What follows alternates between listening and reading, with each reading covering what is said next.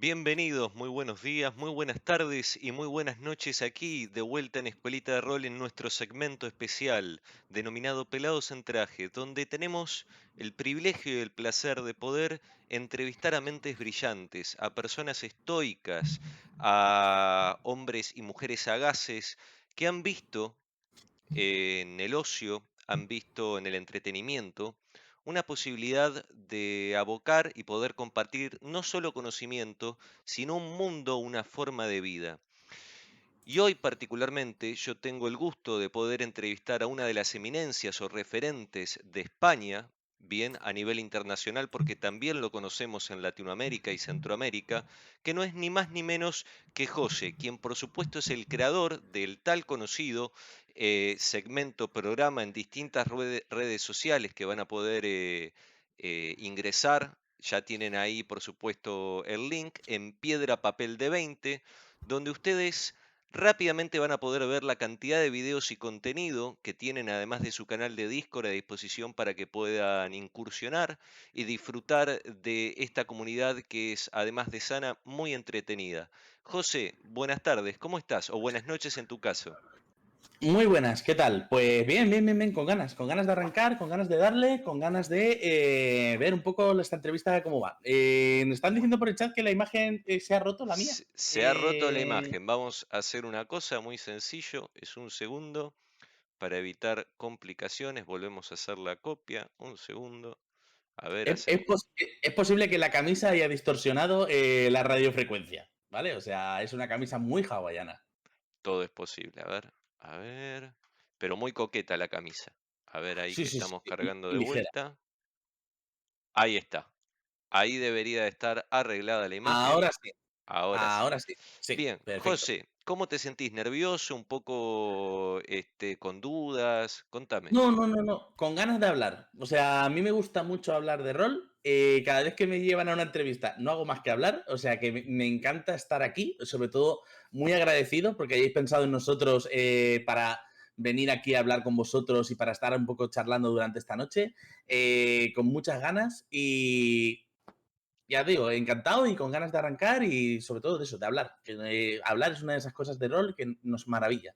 José, hay una de las cuestiones preliminares que tengo la obligación de preguntarte. Cuando yo tengo el placer de poder charlar con una eminencia del rol, una de las cosas que a la gente le interesa es conocer a esta persona, conocer al, si se quiere, producto terminado, que es una persona que tiene un conocimiento abrupto sobre el rol y su comunidad, siendo referente, porque hay muchas personas que aspiran a poder llegar a todo lo que vos lograste en tan pocos años.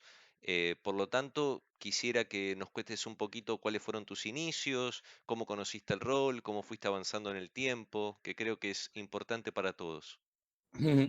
A ver, yo empecé, como creo que hemos empezado muchos con Dungeons and Dragons, empecé sobre todo porque hubo un punto en el que un compañero de donde yo veraneaba me estuvo un poco comentando de cómo era un poco jugar a rol y demás, y me comentó que él jugaba con sus amigos en una asociación y hubo una temporada en la que se juntó que él se vino a vivir al pueblo donde yo vivo. No conocía a tanta gente y además, o sea, no conocía a tanta gente en el pueblo y además no tenía medio de transporte. Y yo estaba como que no tenía tampoco un grupo de amigos estable, pero sí que tenía coche. Así que la necesidad de uno y la necesidad de otro acabó confluyendo un poco en si quieres, vente a jugar a rol y así nos vamos juntos y volvemos juntos. Y estuve unas cuantas partidas de Dungeons and Dragons, era una campaña de 3.5. Me acuerdo que estuve mucho al principio como espectador, porque me entretenía un poco ver esa gente cómo jugaba y me iba quedando un poco con las cosas. Y el director lo hacía y lo hace muy bien, o sea, fue un poco ese primer director que tuve como referente. Y ya poco a poco como que fui metiendo un poco la patita dentro. Me hice ficha para jugar esa campaña. Jugamos ahí también la llamada de Cthulhu, jugamos también Vampiro, jugamos Cyberpunk en su momento. O sea que fue un poco esa parte de inicio de que durante puede que 3, 4 años, tuve un grupo de juego estable y que además jugábamos todas las semanas. O sea, era el punto ese de tenemos obligaciones, pero no tantas, así que nos podemos permitir quedar todos los viernes y jugar, pues, perfectamente arrancábamos después de cenar y acabábamos a las 5 o 6 de la mañana, o sea, durante 2 3 años, que eso al final es como una especie de maratón de rol muy grande y además las fiestas de aquí nos juntábamos y nos íbamos a lo mejor a una casa rural durante varios días solamente a jugar y cuando coincidía vacaciones, aquí por ejemplo tenemos las fallas, que son 3 o 4 días de fiesta o a veces una semana, pues nos juntábamos también para jugar. Un poco de cómo yo empecé fue eso, de tener una asociación y luego a partir de ahí, o sea, me quedé en la asociación, no era de mi pueblo, pero me quedé ahí. Jugué mucho tiempo ahí, estuve siendo parte de la asociación, luego parte de la directiva y demás. Y yo prácticamente me he criado en asociaciones de rol. O sea, crecí en esa.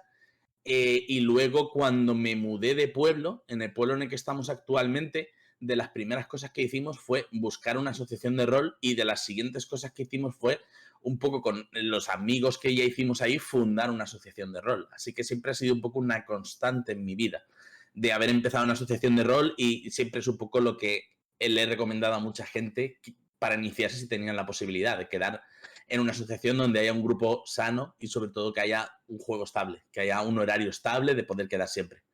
¿De dónde nace esa pasión que escucho cuando hablas desde los primeros inicios, cuando te encontraste con el rol? ¿Qué fue lo que realmente te motivó o te generó esa pasión que hoy sentís cuando hablas del rol y todo lo que conlleva, además del trabajo, ¿no? Que luego vamos a hablar. Sobre todo, yo siempre he tenido una vena creativa desde muy pequeño. Una de esas cosas que ya hacía desde pequeño era escribir. Escribía relatos, cuentos, cosas así.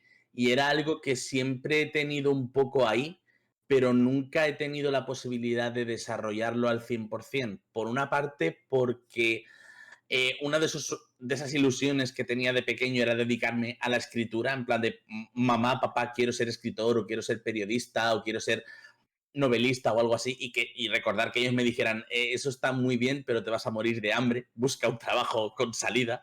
Así que acabé siendo informático, como muchos de mi generación, pero siempre he tenido un poco el punto ese creativo de escribir relatos, de escribir historias, de un poco desarrollar el mundo en el que mi imaginación se iba yendo.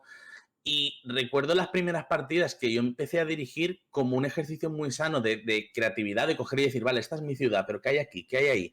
¿Quién es este? ¿Quién es esto otro? Ah, mira, que hay un libro. De este libro puedo sacar cosas para ponerlo aquí. Y me acuerdo mucho de esas tardes preparando partidas y montando cosas y de ahí un poco es donde más he podido explotar un poco esa vena creativa. También me sirvió para arrancar blogs. En su momento tuve varios blogs así más o menos personales hasta que hubo un punto en el que nos juntamos para hacer Bastión Rolero, que fui el primer editor que había en Bastión Rolero y que mi trabajo prácticamente era un poco coordinar a la gente, corregir textos, comprobar estilos, poner imágenes, hacer calendarios, comprobar que todo el mundo tenía temas pendientes de los que hablar. Y ya hubo un punto en el que yo notaba que Bastión Rolero era una etapa muy bonita, pero se me iba acabando y quería lanzar algo con una marca propia. Y al final es un poco eso, el rol me ha dado un poco la puerta esa para poder exprimir toda la creatividad que he tenido y para la cual no he podido muchas veces dedicarme a ello, porque aún hoy en día me junto a comer con mis padres y alguna vez como que me comentan, ay, con lo bien que escribías tú, ¿cómo no te ha dado nunca por seguir intentando escribir? Y yo, ya, pero es que ahora mismo es complicado, pero es algo que me hubiera gustado de verdad dedicarme. Y de hecho sigo o tengo en la actualidad muchos referentes que son periodistas y veo textos escritos y es un poco como, ojalá haber escrito esto, por conseguir que me llegue como me llega. ¿Dónde sentís que esa pasión en la escritura y en el diseño y en esa parte de dirección está enfocada? ¿Dónde sentís que hay más energía a disposición cuando armas algo? Mientras te arreglo la cámara que se crashó Sí, otra vez. se volvió. ¿Dónde siento que hay más pasión? Creo que ya está, creo que ya está. A ver, antes, y esto es algo que he comentado muchas veces en directos y demás, Yo siento que la evolución antes la tenía, o sea, mi evolución ha sido un poco de empezar a dirigir pensando en la trama, en armar un argumento importante y en armar una campaña que tuviera un hilo central sobre el cual los jugadores estuvieran jugando, quizá o los personajes estuvieran viviéndolo, quizá un poco porque yo empecé con un grupo de gente y en un momento en el que jugábamos mucha campaña escrita. O sea, yo recuerdo con ese grupo inicial haber jugado La tumba de los horrores, muy adaptada, ¿vale? O sea, digamos que La tumba era un poco un escenario central, pero era muy adaptada. Recuerdo haber jugado Gehenna, recuerdo haber jugado Aventuras de la llamada de Cthulhu, muchas aventuras. Y hubo un punto en el que yo sentía que hacía los personajes, pero no me involucraba tanto con ellos porque mm, al final estábamos viviendo una historia, estábamos viviendo una trama. Y ahora la evolución la noto mucho en que ya me centro en la trama, pero quizá no tanto, la trama ya se convierte en algo más abstracto, más variable, que me permite más sacar brazos en los cuales enganchar otras cosas. Y estoy muy centrado ahora en el desarrollo de personajes, en el cómo poder hacer que un personaje evolucione y que el jugador sienta que evoluciona y que haya un crecimiento por todas las partes, que yo pueda dedicarme a pensar en una trama específica para un personaje y pensar un poco en jugar y en ampliar su trasfondo y que el jugador también lo vea y le guste eso y que tengamos, porque ahora estoy muy centrado en esas pequeñas escenas que hacen que los personajes crezcan y acabar un poco esas pequeñas escenas y luego hablar con el jugador y decir, bueno, ¿qué tal? ¿Cómo lo viste? Maravilloso, estupendo, tal. O sea, esa clase de cosas es hacia donde yo siento más la evolución. Hacia un poco pensar en cómo evolucionan los personajes, porque al final es un poco lo natural, es hacia donde poco a poco ha ido evolucionando la narrativa en diversos medios. Y creo que lo natural también es que eso lo veas y digas, ostras, esto también lo puedo llevar al rol. Al final está, o sea, uno no deja de jugar a videojuegos, de ver películas y demás, uno no deja de ver cómo los actores, los actores no tanto, los personajes que salen ahí cambian. Creo que antes jugábamos más tramas en las cuales la trama era muy espectacular, pero los personajes apenas evolucionaban. Y ahora, junto con esa evolución, estoy yo también evolucionando. Estoy más centrado en esa parte, en ese aspecto. Una de las cosas que me resultó muy importante, que explicaste con mucho cariño, fue esas primeras reuniones en las que jugabas con tus amigos al rol. ¿Actualmente seguís juntándote con ellos y siguen realizando las mismas partidas con las distintas variaciones o características que eso conlleve? No, con ellos ya no, y es una pena porque nos cogió un poco en un punto muy interesante en el que todos teníamos tiempo y todos teníamos muchas ganas, pero al final ha pasado mucho tiempo desde entonces, han pasado prácticamente más de 10 años, desde que, sí, yo creo que ha sido algo más de 10 años, y entre todo este tiempo ha habido varios que se han mudado a distintas partes del país, matrimonios, hijos, parejas, ha sido cada vez más difícil juntarse y ya las veces que nos hemos juntado ha sido más prácticamente a cenar y a contar anécdotas que a jugar como tal, porque al final es mucho más complicado. Sobre todo los que todavía tienen un poco, porque al final ha habido varios que sí que han perdido un poco más esa chispa rolera de coger y decir, quedamos, o sea, seguimos teniendo ganas de quedar. Al final con los que más hablo son con uno de ellos que es de mi edad, porque prácticamente en esa quinta todos eran un poquito más mayores, menos uno de ellos, que es con el que más hablo y que no juega tanto a rol, pero ha aprovechado ahora que tiene trabajo estable y tiene dinero y demás, y está haciéndose una colección de Vampiro Edad Oscura impresionante, y no ha dirigido nunca, pero ha habido un punto en el que ha dicho, ostras, me gusta mucho Edad Oscura, quiero conseguir los libros de Edad Oscura, y se está montando una biblioteca que es espectacular. Y además se la está montando en el sentido de, mira, este libro lo he cogido de una edición de lujo de Vampiro de Oscura que vendía no solo rol, pero este otro libro lo conseguí en una tienda de segunda mano. Y este otro libro, en la página de Todo Colección, ha habido un señor, ha habido un tío que me ha hecho una oferta de 50 euros por 4 libros y le he dicho, sí, hombre, 50 euros no, 40 y ha sido a base de regatear. Y este otro libro, porque él trabaja de transportista, lo encontré en un almacén donde fui a descargar que tenía libros sueltos y se está montando una biblioteca alucinante.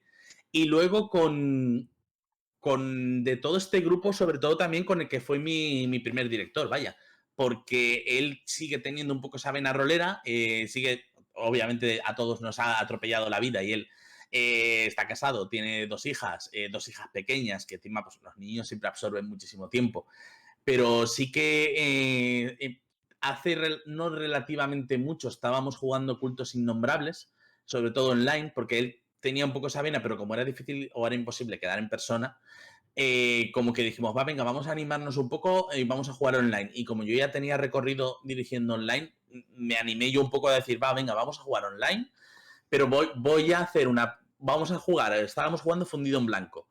Y en plan de, vamos a jugar online, pero voy a poner ciertas, no quiero llamarlo reglas ni condiciones, sino un poco vamos a jugar un poco como yo suelo dirigir online. ¿Qué quiere decir esto? Las partidas no van a durar nunca más de 2 horas, porque 2 horas online cansa.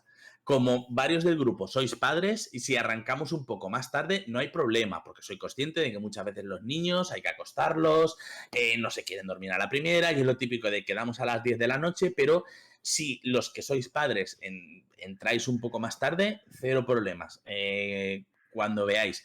Vamos a jugar siempre con este horario cada 15 días. Os voy a ir preguntando siempre con antelación. Si alguno no puede porque tenga compromisos, que lo diga. Y al final como que jugamos varias partidas de Fundido en Blanco un poco de esa manera y se notó divertido porque era dirigirle a mi primer director de juego, pero aplicando sobre todo muchos de los trucos más nueva escuela, más eso de vamos a dirigir centrado hacia los personajes, porque siento un personaje un poco no pensado para trolear, ¿vale? Pero sí un poco pensado así, ¿vale? Un poco en plan, es un personaje muy anodino y su poder es que es muy anodino y fue un poco como, vale, pero ¿qué hay de la familia de ese personaje? No, estuvo casado, pero su mujer lo dejó y la engañaba con el vecino, tal cual, vale, pues voy a... Y metía en partidas flashes de su mujer y era un poco como, esta es un poco mi manera de jugar.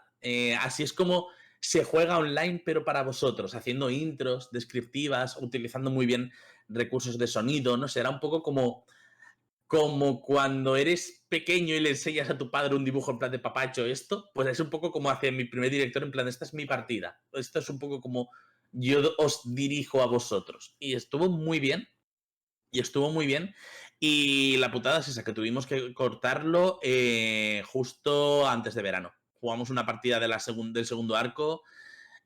Fue complicado juntarse para jugar y les dije, a ver, viene verano ahora, sé que los 3 de 4 que sois en el grupo sois padres, va a ser difícil, paramos ahora, en septiembre hablamos. Vale, perfecto, muchísimas gracias, tal cual, y se quedó un poco así. ¿Sentiste que esa presión de que te estuvieran tomando un examen, tu primer director de juego, a la hora de narrarle una partida, en tu caso vos como director? No, porque eran lenguajes distintos, creo.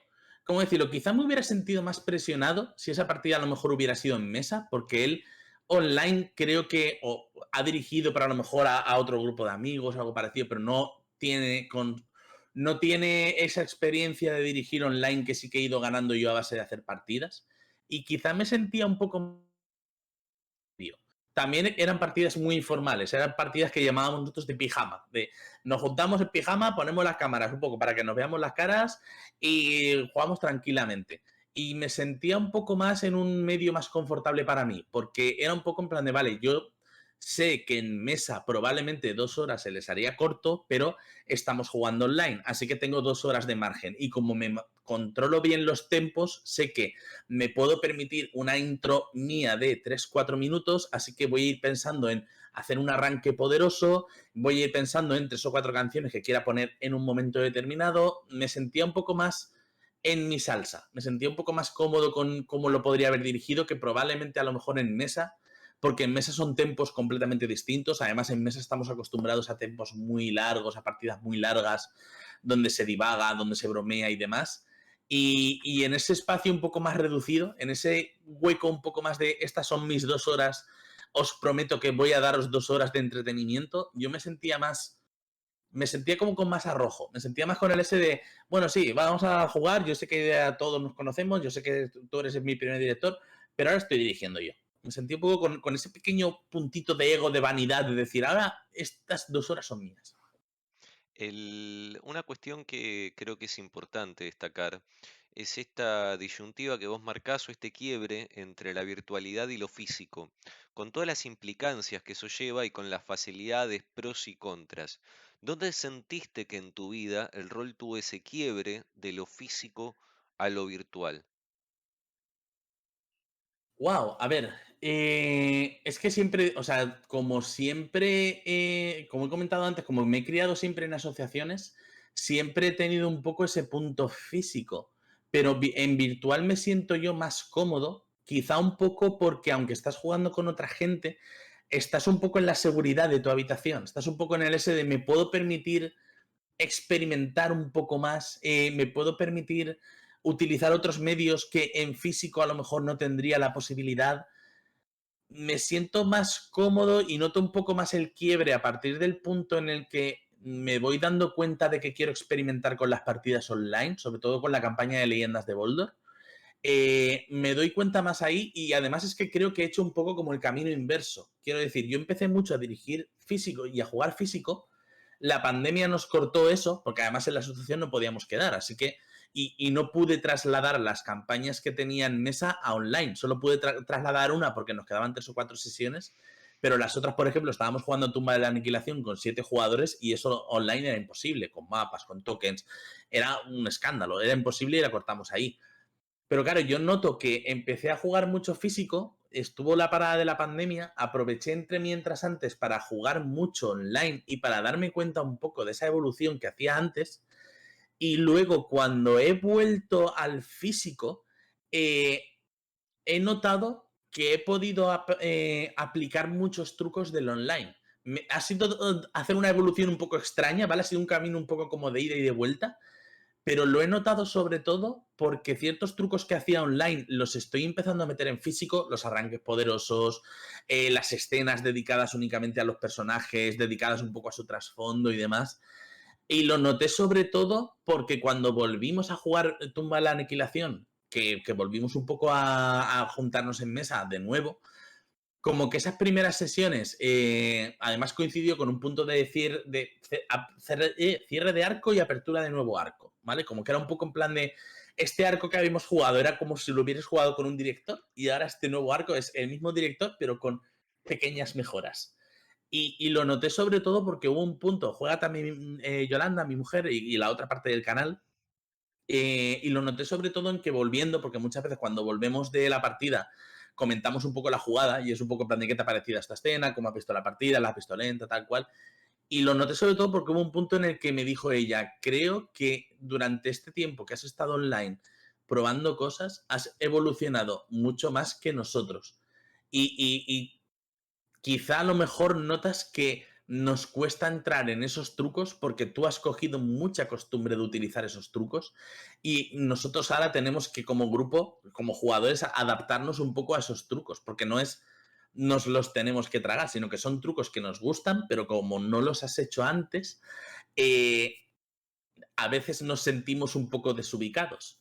Pero poco a poco vamos encajando esas piezas. Poco a poco ya sé dónde puedo ir poniendo piezas, poniendo partes, haciendo otras referencias, haciendo otros truquitos. Es un poco, ya te digo, ha sido un camino de ida y vuelta un poco extraño, pero yo la evolución la he notado sobre todo en eso. Y de hecho lo noto también mucho, porque el sábado pasado, por ejemplo, inicié un grupo de jugadores que no habían jugado nunca a rol y lo primero que me dijeron es queremos jugar a rol y queremos una campaña. Y yo, vale, vale, vale, o sea, queréis un compromiso muy grande y probablemente no tengáis muy claro cómo funciona esto del rol, vamos a buscar una cosa intermedia, no os voy a meter máscaras de Nelato porque a lo mejor es pediros un compromiso de un año y algo, pero Harapos del Rey es una campaña más cortita.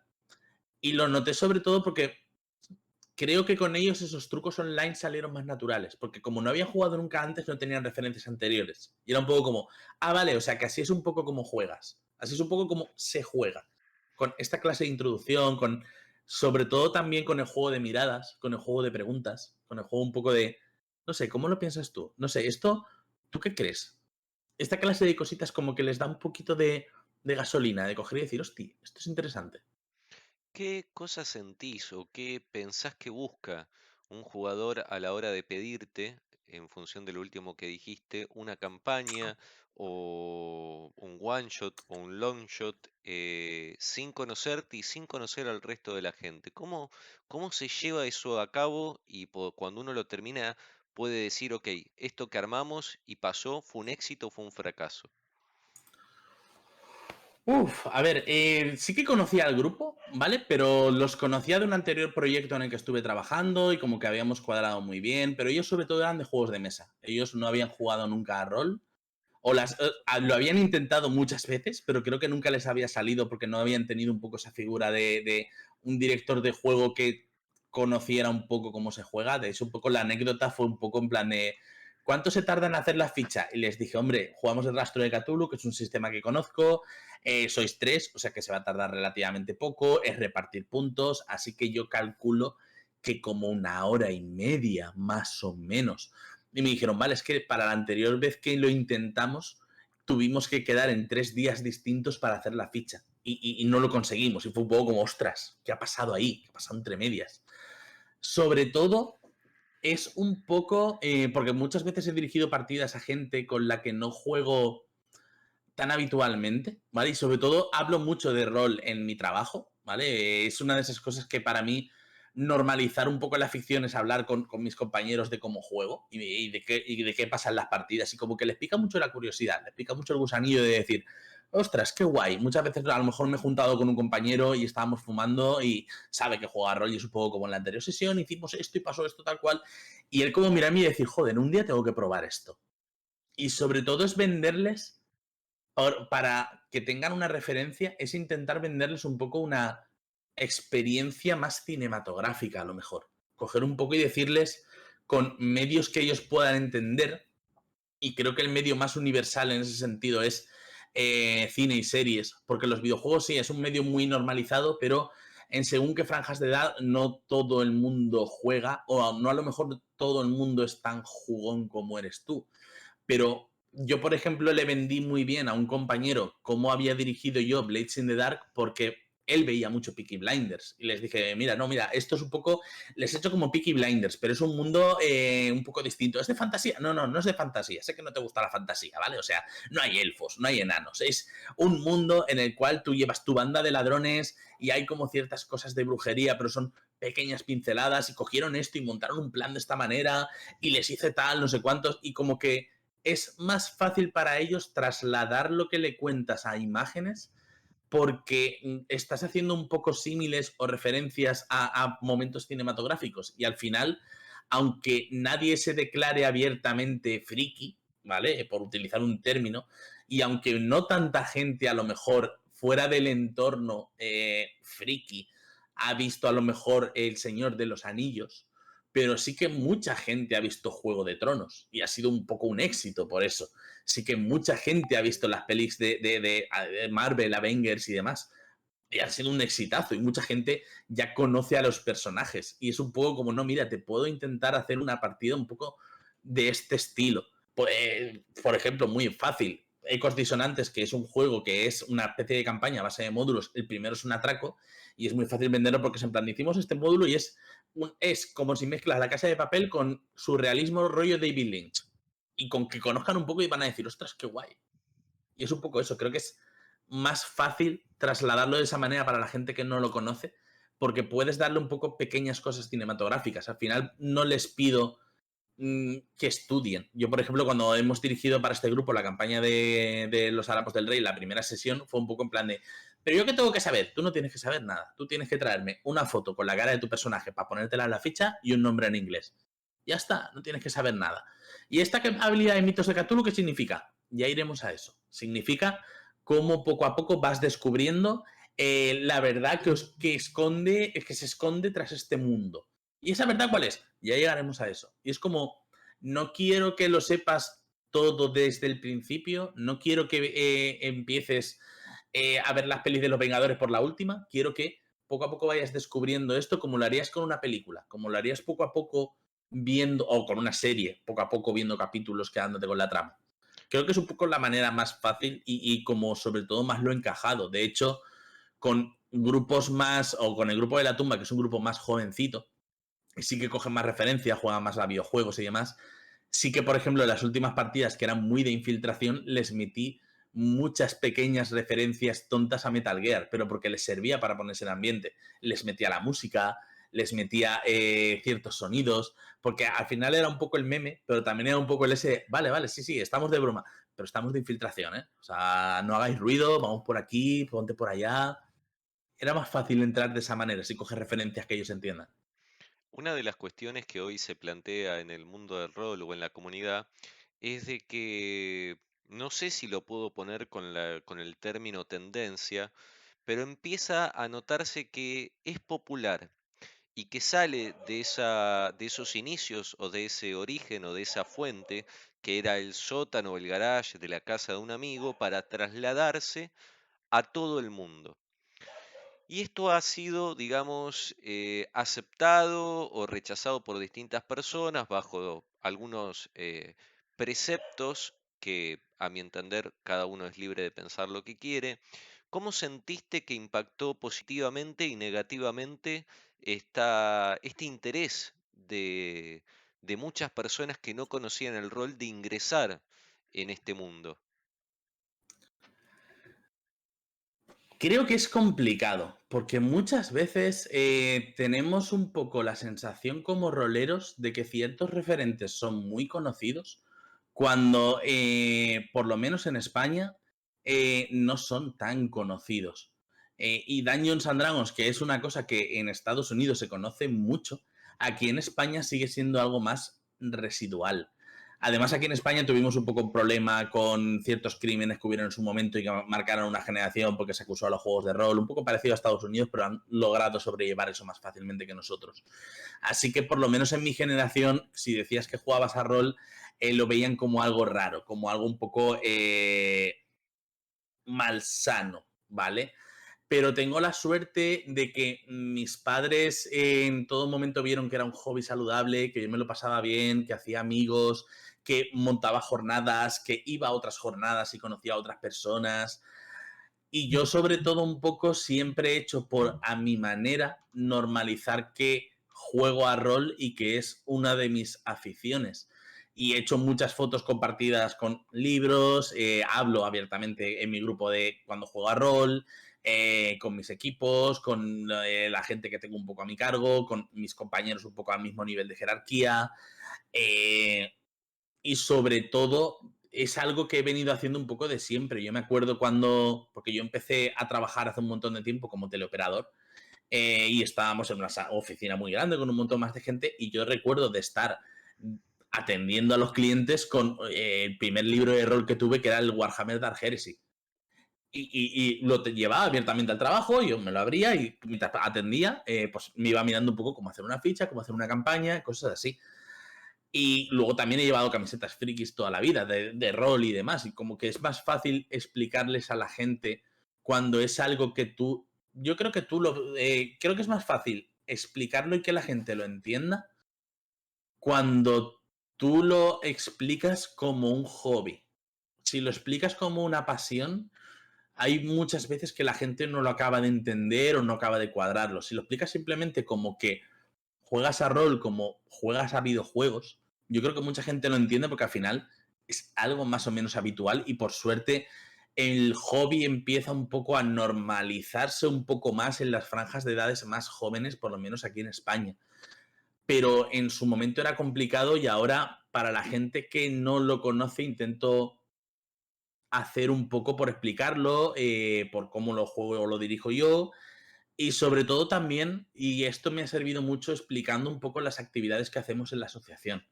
Ya no solamente haciendo las actividades, porque hacemos puertas abiertas y hacemos jornadas abiertas para que la gente del pueblo venga, juegue a juegos de mesa, preparamos alguna partidita de rol más o menos fácil y demás. Pero sobre todo cuando explicas un poco cómo funciona tu asociación, qué es lo que haces, cómo hacen los eventos y cuando solamente lo explicas un poco en plan de... eh, no, es que es un poco como lo hago yo, es un poco como jugamos nosotros y demás. Hemos quedado este fin de semana porque el ayuntamiento nos ha dejado un sitio y tal, no sé cuánto, no sé menos.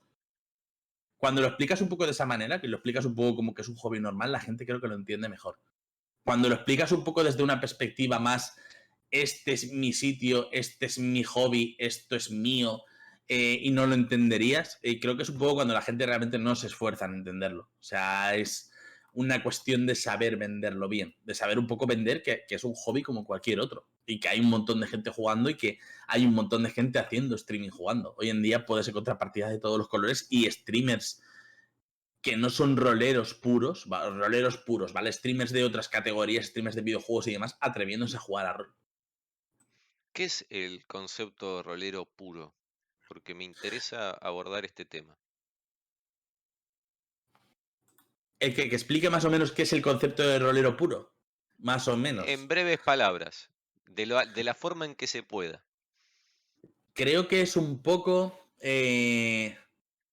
cuando el rol ha centrado tanto tus aficiones en la vida que has, no a lo mejor perdido perspectiva, pero sí como que se ha convertido un poco en monotema. Y es algo que siempre hemos intentado esquivar y evitar en casa, porque a pesar de que tengo muchos libros de rol, o sea, ya estáis viendo la colección ahí, y hay otra biblioteca ahí, y hay libros más para allá, y PDFs ahí los que queramos, en casa siempre hemos hecho por jugar a juegos de mesa, ya no solamente el coger y decir, sí, salimos a tomar algo, sí, salimos al cine, sino coger y decir, jugar a juegos de mesa, ver vídeos de YouTube y verlos un poco desde la perspectiva esa del youtuber de decir, mira cómo ha hecho esto, mira cómo ha hecho esto otro. Y sobre todo ver de otros medios y jugar a videojuegos mucho. Y juntarnos y hablar de las partidas de videojuegos y de los trucos y cosas así. Creo que el rolero puro, ¿vale? O sea, es un poco. Y es un poco un término que me va a costar, o que me costaría explicar incluso con más tiempo. Pero creo que es un poco cuando monotemizas tanto que al final consigues que un hobby que a ti te gusta tanto, no saber explicarlo bien a la gente que no lo acaba de entender porque es un poco, quieres mostrar tan fuertemente tu pasión y quieres que les guste tanto que al final hay gente que decide hacer un poco espacio para coger y decir, no, no, a ver, te gusta esto, pero no tanto. O sea, a mí no me gusta tanto, a mí me cuesta un poco explicar. Creo que es un poco eso. ¿Eh? O sea, es algo que necesita un poco más de desarrollo, desde luego, pero creo que sí que hay mucha gente que ha conseguido que monotemice tanto su actividad en la vida de rol, cuando muchas veces yo a lo mejor estoy cogiendo y digo, ostras, mira, hoy hace un rato estaba jugando al Yakuza Like a Dragon, ostras, esta captura es chula, luego me acordaré de subirla a Twitter. Ostras, mira, esta canción me gusta, la pongo. Ostras, mira este vídeo que bien montado está, aunque no tenga nada que ver con rol, lo monto, porque al final eso te da más perspectiva a lo mejor como persona. Y de hecho, por ejemplo, hemos estado hablando hace un hueco de el grupo que tenemos de encuentros en el Succubus Club, eh, porque digamos que traemos invitados para hablar de vampiro y demás. Y uno de los invitados que ha surgido la posibilidad, ¿no? Ha entrado en mi radar, es un escritor de novela, que ha escrito una novela de vampiros, o escribió en su momento, no hace tanto, una novela de vampiros, ahora está publicitando una nueva novela, sé que juega a rol, sé que tiene un blog, de hecho creo que es un medio de periodismo de videojuegos, y sé que, o sea, y que le gustan mucho los vampiros, y es un poco plan de, ostras, lo mismo esta persona podría ser interesante traerla a un programa de rol de vampiros para que nos cuente un poco cuál es su visión, su perspectiva y su, aunque no sea un rolero de reconocido de vampiros, sí una persona que conoce los vampiros y ha escrito de ellos un poco desde su perspectiva y puede darte una visión distinta. De hecho, algo que hemos comentado muchas veces es que en Piedra Papel de 20 como canal, la gran mayoría de nuestros referentes son de videojuegos, no tanto roleros, o sea, sino canales, medios, periodistas, ensayos y demás de videojuegos. Porque al final creo que es un poco lo que nos da ese toque diferente y esa visión diferente de poder coger y decir, ostras, mira, este juego, qué chulo, cómo lo monta y cómo te explica una historia. Esto con los suficientes saltos bien explicados, podrías hablar de rol explicando esto. Podrías coger y decir, ostras, qué guay, qué guay que ahora todo el mundo, o sea, qué guay que ahora todo el mundo esté dirigiendo de una manera que esté esforzándose por desarrollar sus personajes. ¿Cómo podríamos hablar de esto en un vídeo? Pues a lo mejor con referentes audiovisuales un poco de esa manera. ¿Cuáles? Ostras, no hace tanto ha salido, o sea, salió God of War y God of War te hace una evolución muy grande del personaje de Kratos de ser una máquina de matar absoluta a ser un padre. Un padre que tiene que criar a su hijo huérfano, que tiene que cumplir una promesa y que tiene que recorrerse todo un mundo que no es el suyo, mientras entre medias se esfuerza por, como puede, criar a su hijo para llegar al final y hacer un poco lo que es su deber como padre. Y eso es una evolución de personaje de un señor que en la trilogía anterior y el juego de PSP no era más que cuadrado, cuadrado, círculo, o cuadrado, cuadrado, triángulo. Era más que un señor que convea y que tiene mucha rabia contenida. Pero aquí hay un arco de evolución. Y ese arco de evolución de personaje ya no solamente es en los videojuegos, es en muchos otros medios. Y conocer esos medios te sirve un poco para explicarlos en el rol. Sin embargo, si eso mismo lo intentas explicar únicamente dentro de tu esfera de rol, pierdes matices a la hora de hablar de eso, pierdes matices a la hora de explicarlo. Y creo que eso es un poco lo que hace que, por una parte, esté el rolero puro que conoce mucho los juegos de rol, habla mucho de juegos de rol, juega muchos juegos de rol, compra, lee, etcétera, y que a lo mejor tiene otros hobbies, pero no ha tendido puentes en su cabeza de un medio a otro. No ha tendido puentes de, ostras, la serie que me estoy viendo en Netflix, más allá de que, porque todos hemos pasado por el ese de, este capítulo está muy guapo, voy a hacer una partida de rol pensando en este capítulo. Más allá de eso, no ha tendido puentes entre, ostras, ¿cómo se desarrolla este personaje? Esta trama, esta subtrama, este escenario, qué bien escrito está, qué bien montado está.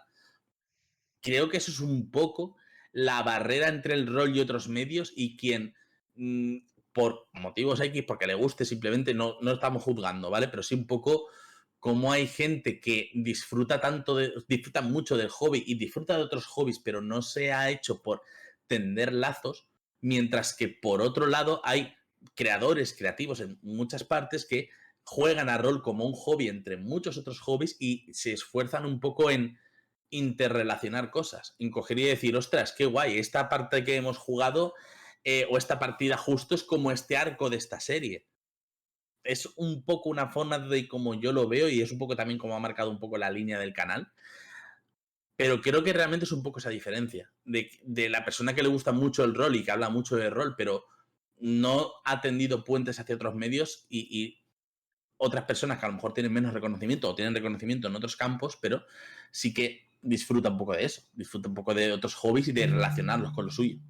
Hay una cuestión que se me viene a la mente en función del desarrollo que jerarquizado que me explicaste y cómo se interrelacionan las distintas actividades, bien, que es dónde encontrás vos que se puede banalizar el rol o que quizá no se toma con la perspectiva correcta para poder disfrutarlo. ¿Dónde sentís que un director de juego, un jugador, banaliza en el rol, atento a la popularidad que puede llegar a tener o el poco interés en desarrollar un marco teórico práctico funcional? Creo que es un poco una cuestión de madurez. O sea, realmente creo que es un poco una cuestión de madurez de la mesa en general. Y no, ¿cómo decirlo? Es problemático cuando no toda la mesa creo que está en la misma onda. Pero cuando toda la mesa está en la misma onda de vamos a jugar un poco una partida que no queremos que tenga un gran peso, ni un gran argumento, ni un gran desarrollo, simplemente queremos jugar una partida entretenida y que sea un poco de jugarla y disfrutarla sin darle muchas más vueltas, cuando toda la mesa está en ese punto, es perfectamente disfrutable. Y quizá a lo mejor esa mesa está banalizándolo un poco porque no está prestando atención quizá un poco a la potencia que tiene el juego de rol como herramienta creativa, como herramienta para expresarse y demás. Pero tampoco es un problema. Me refiero, haciendo un poco la traslación, es un poco como banalizar las series de televisión porque no te, o sea, porque te guste, yo qué sé, cuál puede ser la serie más, porque te guste The Big Bang Theory, ¿vale? En lugar de gustarte Juego de Tronos, o en lugar de gustarte otra serie que tenga un poco un calado más filosófico y dramático y moral, o un poco banalizar o considerar que se banaliza los videojuegos porque tú, en vez de coger y jugarte el último indie rompecorazones creado por unos creativos super sesudos, en vez de gustarte Disco Elysium, te gusta jugar al FIFA. Creo que es un poco distintas maneras y distintos medios. Yo tengo un poco el punto ese de análisis, pero a veces me echo una partida de Dungeons de mata-mata o de Cthulhu de ay, qué susto. Igual que me puedo estar jugando un Disco Elysium y luego me echo un FIFA, o me echo un Doom, o me echo un algo parecido. Creo que depende sobre todo de la madurez, pero no debería de ser un problema. Luego, a partir de ahí, es que a nivel de creación de contenido, más allá de las partidas, ¿vale? Porque lo he dicho, hay partidas que están pensadas para explorar un poco ese drama y hay partidas que están pensadas un poco para ofrecer entretenimiento, al igual que muchos otros medios. Pero a nivel ya de creativos o de canales, no ya tanto a lo mejor canales, sino un poco de lo que se puede encontrar alguien por la rolesfera, es que al final existe la posibilidad siempre de que haya canales que quizás no están dando un poco ese peso y elevando un poco el rol como nos gustaría, ¿vale? O como consideramos que el rol podría evolucionar o madurar, ¿vale? Si nos pusiéramos un poco más académicos, un poco más pelucas blancas. Pero al final son canales que están ofreciendo un entretenimiento a su público y que probablemente estén ofreciendo un contenido a un público rolero al cual no llegan otros canales que sí que a lo mejor se esfuerzan un poco en mm, no banalizarlo y no dar madurez. Es un poco un ejemplo que he comentado alguna vez, que yo he hecho vídeos un poco pensando, no, no, este vídeo es un vídeo que va a ser un poco académico, ¿vale? Y quiero que hable un poco de contenido académico y quiero que hable un poco de contenido tal y quiero que sea un vídeo un poco en plan con la marca y el sello de Piedra Papel de 20. Y luego hay partidas de rol de Among Us o de Shrek que probablemente tengan más visitas y probablemente haya llegado a un público mucho más con interés de conocer qué son los juegos de rol y no es malo, ni mucho menos. Quizá a lo mejor están banalizando el rol en el sentido de que están jugándolo como un entretenimiento, pero es que al final es un hobby, es un juego, está un poco para entretener. Otra cosa es que tú puedas utilizar ese hobby y ese medio para explorar experiencias distintas, para explorar otras formas de narrar, pero eh, lo uno no quita lo otro. Los videojuegos han sufrido esa evolución, han tenido también esa evolución. Recordemos que Super Mario no tiene ningún trasfondo filosófico. Super Mario tiene que coger y salvar a la princesa que está en la otra parte. Y luego con el paso y la evolución y la madurez tanto de los creadores de videojuegos como de los streamers, como de los jugadores y demás, el videojuego se ha atrevido a mostrarse de una manera un poco más abierta y a explorar otros temas, sobre todo por parte de los creadores indies. Pero ahí está Super Mario, y ahí está Sonic, y ahí están un montón de juegos que nacieron con el interés de entretener y sin querer sentar cátedra en ningún sentido, y que incluso en un futuro han sido estudiados como, oh, esto son un referente muy interesante, esto es una cosa muy, muy potente, pero han ofrecido y siguen ofreciendo entretenimiento, siguen habiendo un montón de streamers haciendo streaming, valga la redundancia, de Super Mario.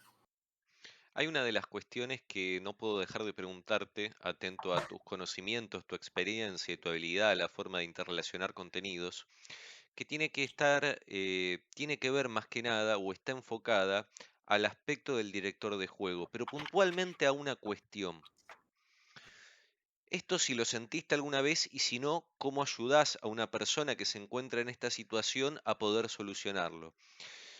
¿Te ha pasado de que como director de juego sentiste que no llegabas a tus jugadores con el contenido que les querías dar? Y en el caso de que no te haya pasado, ¿qué le dirías a esos directores de juego que están haciendo un esfuerzo muy grande en brindar un contenido realmente de calidad, pero que se encuentran a la hora de hacer un diagrama, una estadística, un análisis concreto, que su contenido no llega, que el jugador no logra quizá o comprender el trasfondo o no logra motivarse por eso que le están vendiendo. ¿Cómo lo podría solucionar? Creo, a ver, uno de los pilares fundamentales que he aprendido con el rol y que he aplicado un poco a la vida es comunicación pura y dura, tal cual. Y quizá un poco, hay herramientas de comunicación pensadas para eso, ¿vale? Hay herramientas de comunicación pensadas para establecer un poco la base de la partida sobre la cual el director se va a mover con el consenso de la mesa y los jugadores que saben un poco de qué va a ser la partida y sobre todo cuál es el tono que se va a explorar. Ejemplos que se me ocurran más o menos un poco por experiencia personal. A ver, sobre todo, cuando jugamos Blades in the Dark, hubo un punto en el que yo hablé con los jugadores y les dije, a ver, esto es Peaky Blinders, pero sois vosotros los protagonistas. Tenéis vosotros, o sea, vosotros queréis comeros el mundo, vosotros queréis que ese territorio sea vuestro territorio y que metro a metro y patada a patada y navajazo a navajazo lo vais a conseguir. Y como que durante un tiempo, mientras preparábamos las fichas, preparábamos la banda, qué queríamos hacer y demás, hicimos sesión cero, ¿vale? De juntarnos y decir, vale, ¿qué vais a querer hacer? Pero ya hubo también un trabajo previo de yo explicarles cuál iba a ser mi tono. Creo que se rompió la cámara otra vez. Sí, estaba viendo ahí la solución. Creo que hubo un trabajo previo de explicarles cuál iba a ser mi tono, cuál iba a ser el tono de la partida y cómo quería yo que se sintieran ellos y que jugaran ellos. Esto es algo que, por ejemplo, no conseguí en la campaña de emitida de los Harapos del Rey, que esa campaña se quedó paralizada, ¿vale? Y hubo un punto en el que se quedó paralizada porque hubo un poco un choque bastante grande entre el tono que yo pretendía transmitir y el tono con el que estaban jugando los jugadores. Y fue un poco un choque bastante serio porque creo que no habíamos en ningún momento dado profundizado en cómo queríamos jugar la campaña, cómo quería dirigirla yo y cómo quería y cómo querían ellos jugar. Había un poco una una como disonancia, ¿vale? Entre mis intenciones y las intenciones de ellos. Y se ha notado muchas veces y es algo que se puede ver perfectamente en todas las campañas que hay en el canal que no han seguido. Si no han seguido muchas veces es porque hay una diferencia muy grande de tono entre y de intenciones entre lo que yo pretendía y los jugadores. Y eso, la única manera es comunicación pura y dura. Yo, de hecho, con la campaña esta de tumba que comentaba antes, que yo había notado mucho, o sea, que yo había evolucionado y que lo habían notado los jugadores, hubo puntos y momentos en los que, como son 7, es normal que todos tengan ganas de hablar, de interpretar, de hacer cosas. Y sí que hubo un punto en el que les dije, a ver, sois 7 y yo soy uno. Y yo entiendo que todos queréis hacer cosas. Y yo siempre, y yo muchas veces soy reactivo a vosotros porque muchas veces hacéis cosas y yo funciono en respuesta. Pero sí que hay pequeños momentos que necesito que identifiquéis porque son los pocos momentos en los que yo como director voy a tener la posibilidad de lucirme. Y lucirme es un poco hacer una intro poderosa, hacer una descripción de la escena, hacer una descripción particularmente potente de cómo quiero que el malo se presente. Una escena calculada de esta manera. Claro, esos pequeños momentos, yo cuando los hacía y no había hablado con ellos antes, se atropellaban. Y era un poco en plan de, quiero, y veis qué tal, no sé cuántos, pues hago no sé qué. Para, para.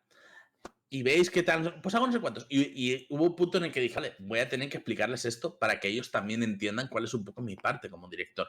Y lo hice y lo entendieron. Y como que hemos disfrutado un poco más porque ahora, digamos que saben cuando yo tengo pequeños momentos, porque al final es eso, 7, son 3 horas de lo que jugamos, todo el mundo quiere hacer algo, en el momento en el que sacas un encuentro roba gran parte del tiempo, además la tumba de la aniquilación tiene partes muy largas de exploración, partes muy largas de resolver puzzles y demás, y da al director de juego muy pocos espacios para lucirse y fue un poco como, vale, yo voy a tener pocos espacios, pero respetadme mis espacios porque mis espacios están dedicados ya no para lucirme para mí, no los hago a un espejo, son dedicados a lucirme para vosotros y para que la partida sea lo mejor que os pueda proponer.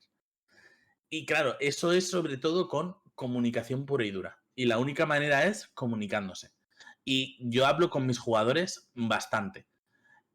Con los de Harapos todavía no tanto porque es la primera partida y no quiero agobiarlos, pero con Tumba hablamos mucho entre semana en el grupo de WhatsApp conforme ya sabemos que hay partida y demás.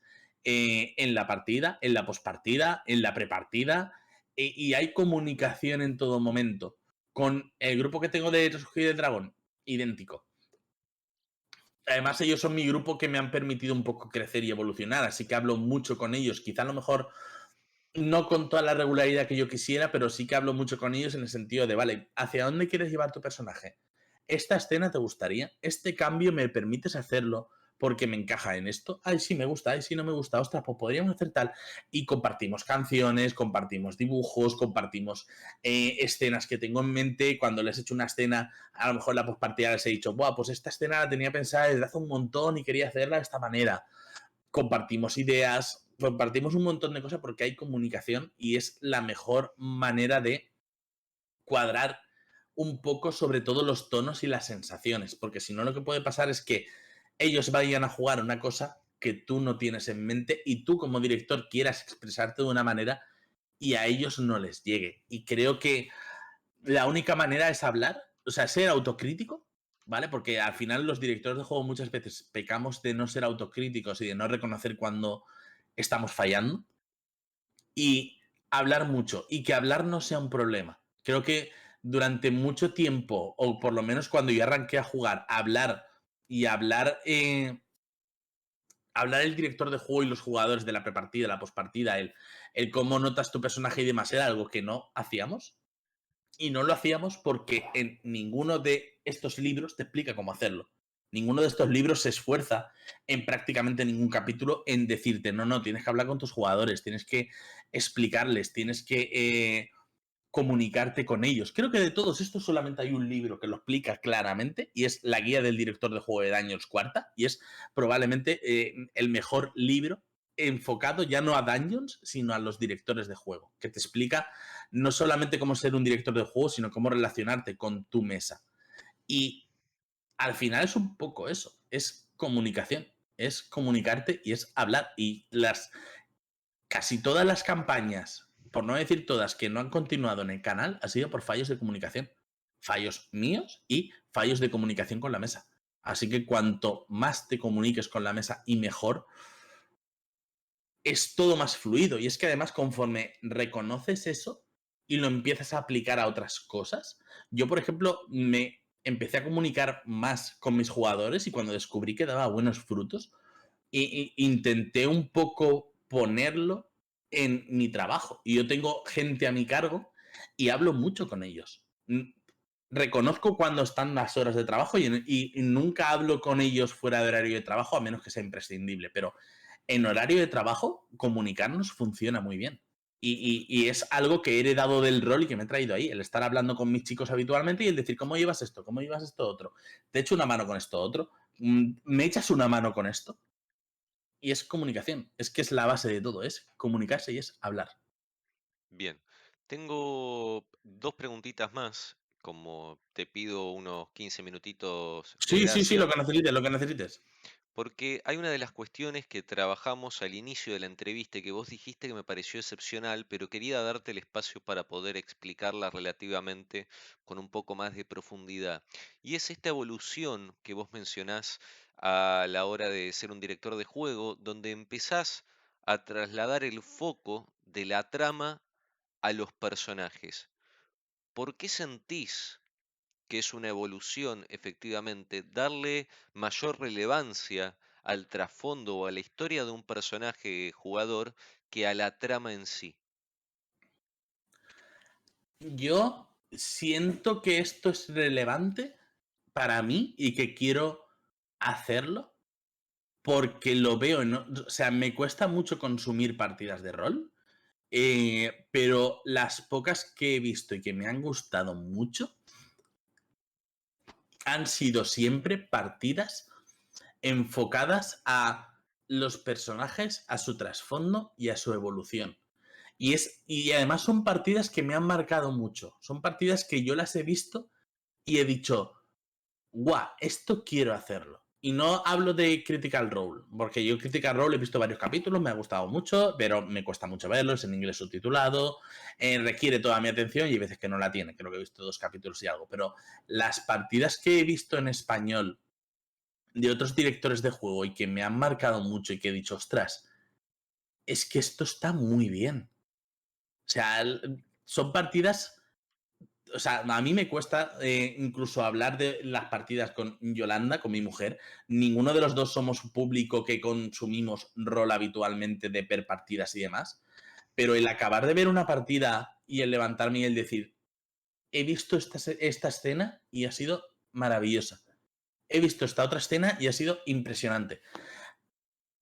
Yo sobre todo, a mí me viene un poco el de sobre todo de las partidas en las que yo haya podido participar, ¿vale? Porque he tenido la suerte de que me han invitado a partidas donde los directores se han enfocado un poco hacia esas tramas y evoluciones y he entrado como invitado y he sabido adaptarme un poco como invitado a lo que ellos proponían y me lo he pasado muy bien.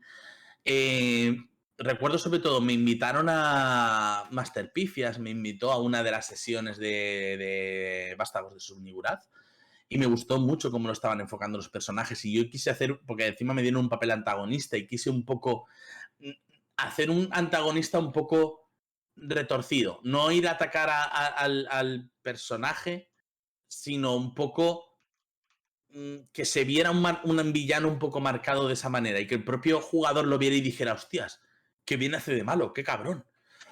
Lo vi también o sea, lo intenté aplicar también en una que me invitaron de Mansión del Dragón para regalar una inspiración, que era en una partida del Señor de los Anillos, de Aventuras en la Tierra Media, pero quise hacer un hobbit con un gran corazón, ¿vale? Y fue un poco en plan de quiero esforzarme un poco en que me vean, no ya que juego bien o que interpreto bien, sino que quiero llevar un personaje que se vea que tiene un corazón grandísimo.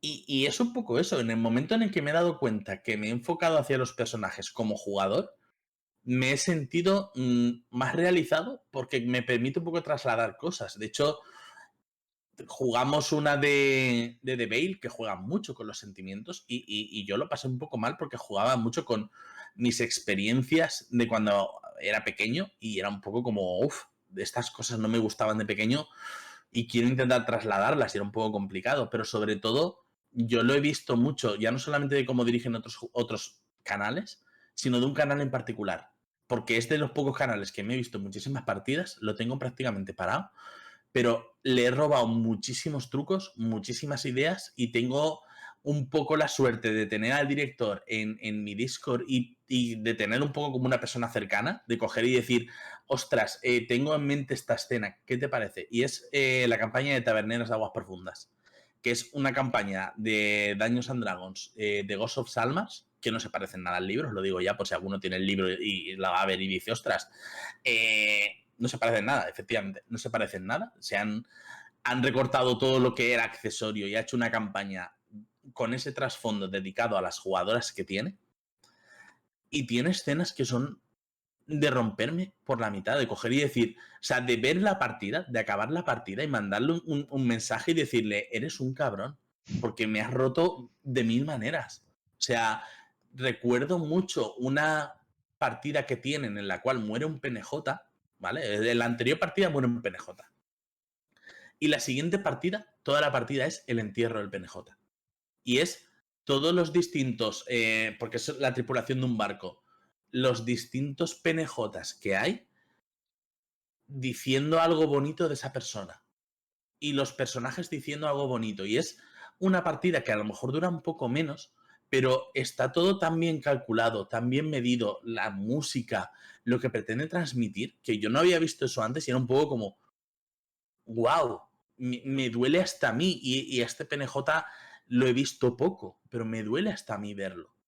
Y de igual manera, tiene un uso muy bueno de los flashbacks para introducir información de los personajes, de sus trasfondos y convertirlo en escenas emotivas. Y tiene un uso de los flashbacks en una partida que es de la infancia de un personaje con sus abuelos. Y hay un punto en el que el abuelo se muere y se queda con la abuela y lo recuerdan y cantan una canción de cuna. Y son pequeños toques costumbristas que no estábamos acostumbrados a meter, creo, que las nuevas generaciones, o que hay una generación que lo ha cogido con mucha naturalidad porque les gusta mucho ese juego y lo juegan y lo dirigen y lo viven un poco de esa manera, y que yo fue cuando lo empecé a ver y dije, ostras, es que yo quiero meter esto, porque el resultado que a mí me ha llegado como espectador es increíble. Como jugador esto tiene que ser tremendo. Y como director de juego, tener un poco esa cabeza de coger y decir, no, si yo hago esto en la partida es porque quiero que afecte al personaje de esta manera, porque estoy haciendo referencia a su trasfondo y quiero que sea algo, por ejemplo, por poner un ejemplo básico, ¿vale? En una de las partidas de nuestra campaña de Resurgir del Dragón, el malo en el enemigo final hace desaparecer al hermano de uno de los personajes. Durante gran parte de la campaña estuve un poco sin dar información en ese sentido de si estaba muerto o no. Y como que en la penúltima partida di un poco una pista de información de que podía haberse convertido en un monstruo. Y la última partida no se había convertido en un monstruo, estaba ahí. Había hecho como una especie de chasquido de Thanos, pero lo había como trasladado a otra parte. Pero era un poco el sentir ese de hablar con el jugador y decirle, vale, tengo una idea en mente para ti, para tu personaje, para su hermano, quiero que lo llevemos de esta manera, porque quiero además meter pequeños flashbacks en los que se vea un poco la relación con tu hermano y quiero un poco que tú sientas que yo puedo darte un PNJ que es alguien que tú te quiera gustar y que quieras sentir esa historia como tuya. Y al final fue un poco eso, de un abrazo entre hermanos. Yo en ningún momento pensaba matar al hermano. Pero nunca se lo dije al personaje y el personaje estuvo bastante tiempo compungido de decir, ostras, y si me lo ha matado, quiero acabar con el enemigo porque me ha matado a mi hermano. Y al final era dar un poco una brisa de esperanza, era un poco el arco de crecimiento de un personaje, de decir, no, no, se está moviendo por venganza, pero existe la esperanza de que su hermano vive, estás jugando con sentimientos y estás trasladándolo. Y creo que ese es el punto en el que me gusta moverme y quiero experimentarlo con otros juegos. Por ejemplo, a mí me pasa que no consigo trasladar eso a la llamada de Cthulhu, quizá un poco por cómo es el juego, por la ambientación. Esta nueva campaña puede servirme para yo intentar enfocarme un poquito en esas pequeñas cosas. Pero yo lo descubrí sobre todo con esa campaña y con ver otras partidas de otros directores que han abrazado un poco esa manera de dirigir y de los jugadores jugar y hay una sinergia muy buena. Y eso es algo que no teníamos antes. Porque creo que antes dirigíamos, es un poco lo que comentaba al principio, de que dirigíamos más enfocados a la trama. Y dirigíamos más enfocados a la trama porque obviamente ningún libro escrito por nadie hace hueco para que tú como director desarrolles a los personajes. Quiero decir, y no te vas muy lejos. La tumba de la aniquilación no te da ningún hueco para que te expliques cómo puedes desarrollar los trasfondos de tus personajes. Te puedes decir cómo introducirlos, pero no te va a decir cómo meter cosas de las historias de tus personajes. Ni La tumba, ni Strahd, ni ninguno de los libros que veáis ahí. Ni Máscaras, ni Harapos, porque no están escritos para eso. Y muchos los hemos dirigido a pie de libro. Pero en el momento en el que muchos hemos comprendido que podíamos coger las páginas y los renglones y los párrafos del libro y hacer hueco para que en ese hueco quepan las personas y los personajes que lo están jugando, creo que ese ha sido mi punto de evolución, el verlo en otros, el decir yo quiero aplicarlo y sobre todo ver que es posible y que es natural y que conforme ya empiezas a darte cuenta y empiezas a hilar con otros medios, dices, ostras, claro, por eso God of War tiene esa evolución, porque hemos crecido, porque hemos madurado y porque ya no queremos al Kratos que arrasaba con los enemigos y hacía QTEs. Queremos un Kratos que se las vea y se las desea porque tiene que criar a su hijo mientras se lo lleva a la otra punta del mundo. Y así muchas cosas más. Yo, por ejemplo, una de las series que tenemos en nuestra casa eh, como digamos, en un altar es Aníbal. Y es Aníbal porque nos gusta mucho, o sea, ¿cómo decirlo? Porque El silencio de los corderos era una película sobre asesinos en serie y Aníbal es una serie sobre dos personas que se quieren y se odian a la vez y están dispuestas a llegar a todo. Y vas viendo esa evolución de cómo se rompe su amistad a base de hacerse putadas el uno al otro. Y es como, wow. Y esto no lo puedo llevar yo a mis partidas de rol. Ese es un poco el punto. Y hay gente que ya lo venía haciendo de antes, hay gente que ha entrado en el medio hace relativamente poco, ¿vale? Gente que yo considero que es un poco de una generación que ha entrado aprovechando mucho esta pandemia y se ha mostrado un poco como directores capaces y que los que empezamos a dirigir como dirigíamos antes y hemos visto eso y hemos sabido aceptarlo, trasladarlo y agarrarlo y quedárnoslo, creo que hemos notado un poco esa evolución. Y creo que es un poco el punto en el que yo lo vi. Sobre todo esa partida del, o sea, esa partida del entierro, esa partida de los flashbacks, esa partida de coger y decir, joder, es que está utilizando muchos medios. Porque yo tengo libros de escritura de guiones, ¿vale? Y nunca me he planteado escribir un guión de cine, pero son libros que te dan mucha teoría de la narrativa. Y era coger y decir, joder, es que todo lo que está haciendo esta partida está ahí arriba en el libro que leí. Qué guay. O sea, no sabría cómo aplicarlo, pero estoy viendo que alguien lo hace. ¿Cómo lo voy a hacer? Pues probablemente fusilándole muchos trucos, pero joder, qué bien hecho está, qué bien dirigido está, qué bien todo, qué bien la sinergia de la mesa, qué bien que en un momento dado el director se atreva a meter en mitad de un combate un flashback y que todo el mundo, obviamente en los primeros segundos esté un poco como desubicado, pero en el momento en el que entienden qué está pasando, todos están ahí. Es un poco como, guau, esto es la narrativa. O sea, estamos aplicando un montón de cosas de otros medios a nuestras partidas de rol y sobre todo estamos haciéndolo en base a los personajes. La trama está, pero al final el espectador quiere disfrutar de la trama, pero quiere disfrutar de las personas que está viéndolo ahí. Ya lo decía Dungeon World y Apocalypse World y muchos otros PBTA, son los protagonistas. Y han cogido, quizá a raíz de esos libros, o quizá un poco por cómo han visto ellos, ¿vale? Han cogido eso y lo han aplicado, de coger y decir, claro, es que son ellos los protagonistas, son ellos los que juegan. Si estás dirigiendo online, tu público va a querer saber cómo acaba la película, pero sobre todo va a padecer por la persona que está en la película, por el protagonista que se esconde del monstruo, por el que empuña la espada, lo va a padecer y lo va a sufrir, y eso es de primero de escritura de guiones. Tienes que escribir protagonistas con los cuales el público empatice. Puedes tener una trama que sea más o menos floja, pero si tienes un buen protagonista, el público va a estar ahí y va a querer saber qué está pasando con ese protagonista. Y va a padecer cuando el protagonista padezca. Y cuando el protagonista triunfe, van a sentir el triunfo como de ellos.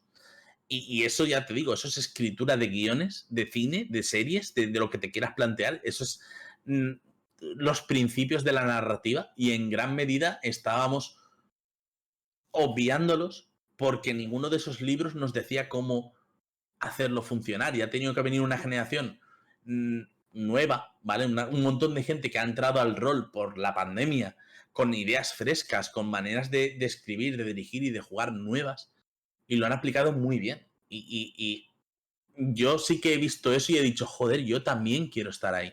Y tengo un poco la suerte de que los grupos que me han permitido jugar de esa manera son grupos con los cuales yo me he podido expresar de forma creativa y son grupos que mm, con los cuales yo he crecido y ellos han crecido conmigo y los personajes y la trama y todo ha crecido. Y es una experiencia súper bonita. Y es una experiencia que es uno de esos puntos de inflexión que yo me reconozco quizá como director e incluso te diría como persona que tiene un canal de YouTube. Porque tal y como lo he visto, creo que eso mismo puedo ya no aplicar a mis partidas, sino invertir un tiempo, invertir vídeos en explicar esto, invertir directos en explicar esto e invertir vídeos en explicar cómo se desarrolla esa narrativa. Porque Para hay, el- hay muchos vídeos de teoría, sí, perdona, hay muchos vídeos de teoría de rol que te explican un poco cosas para dirigir sobre la inmersión, el triángulo de la intensidad, etcétera, etcétera. Pero creo que hay muy pocos que te expliquen un poco cómo funcionan esos arcos de personajes, de narrativa y demás. Y creo que eso es un punto en el que podemos estar ahí. Ya, Sí, perdón. no, por favor. Yo quiero agradecer tus palabras y la pasión con la que transmitís tus conocimientos a aquellos que están escuchando esta entrevista. Pueden ingresar al canal en YouTube y pueden ver que con la misma intensidad con que nos transmite él a nosotros el contenido y el significado de las cosas y de los tópicos que fuimos abordando, todo su contenido tiene la misma intensidad, bien, y tiene la misma institucionalidad a la hora de brindarlo de forma gratuita a disposición de todos y todas los que ustedes quieran. Pero además, hay dos cuestiones, José, que necesito remarcar antes de finalizar la entrevista. Sí, sí. La segunda, primero arranco por la segunda y después por la primera. La segunda es para que me digas qué le dirías a tu yo del pasado cuando comienza a conocer el rol. Y la primera cuestión es si podrías mandarle un saludo a un admirador que es un gran amigo mío, que es Joaquín, que te adora, te admira, consume todos tus videos y ha aprendido muchísimo de lo que vos transmitís. Pues a ver, empiezo por el saludo, ¿vale? Un abrazo muy grande a Joaquín. Creo que sé quién es, ¿vale? Porque además nos comentan muchos vídeos, pero lo he dicho, un abrazo enorme, porque al final esos comentarios y esas muestras de ánimo son muchas veces las que como creativo te invita a seguir y te da gasolina para seguir un poco trabajando en eso. ¿Y qué le diría a mi yo del pasado cuando empieza a conocer el rol? Que tenga paciencia. Creo que sobre todo que tenga paciencia y que entienda sus tiempos. Porque a mí me ha pasado de no entender mis tiempos, de no entender que no todo es ahora y que las cosas a veces necesitan margen y necesitan respirar en muchos ámbitos.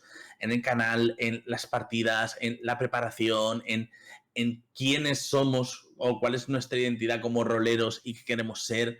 Y muchas veces hemos pecado y hemos padecido un poco el no dar margen, no dejar que haya una respiración y la falta de paciencia y el exigirse mucho a sí mismo. Y creo que hay un punto en el que, en el momento en el que algo nos hizo clic en la cabeza, sobre todo pues, nos hizo clic, ayuda y demás, ¿vale? Pero creo que en el momento en el que empezamos a entender un poco que esto es un juego, que estamos para pasarlo bien y que todo el mundo tiene unos tiempos y una manera de... quiero decir la palabra contemporizar, pero creo que es una palabra quizá a lo mejor un poco más mm, retorcida o pedante a lo mejor para lo que quiero expresar, que es un poco entender que las cosas a veces salen como salen, eh, pero tienes un poco que seguir ahí y aprendiendo y sobre todo, ¿vale? Y voy a volver un poco a mis referentes de videojuegos, sobre todo un poco a Sekiro. Caer, levantarte. Hay veces que se siente como una puñalada, caer, levantarte, aprender, caer, levantarte, aprender. Y en el punto en el que entiendas que esto es que esto lleva un tiempo, que esto nada es para hoy, mañana, la semana que viene. Nada es tan urgente en tu hobby. Tienes que ir con tus cosas preparadas, pero nada es tan prioritario y tan urgente o más que tu propia vida. En el momento en el que entiendes tus tiempos y entiendes que esto es una dinámica de aprender, levantarse, o sea, caerse, levantarse, aprender, caerse, levantarse, aprender, se empieza todo a disfrutar mucho más. Y creo que eso es de las pocas cosas que no solo le diría a mi yo del pasado, sino que le diría a todo aquel que vaya a ver esto, o que esté viendo esto en directo, o que le vaya a ver en YouTube, o si lo resubís luego a Spotify y demás nos esté escuchando, eh, es que no hay otra manera, porque esto es un hobby y estamos para disfrutarlo y es un juego y a veces perdemos un poco esa perspectiva lúdica cuando estamos aquí para disfrutarlo. Y es aprender un poco que es un juego, ya sea emitido, ya sea sin emitir. ya te vean 3 personas o te vean 300.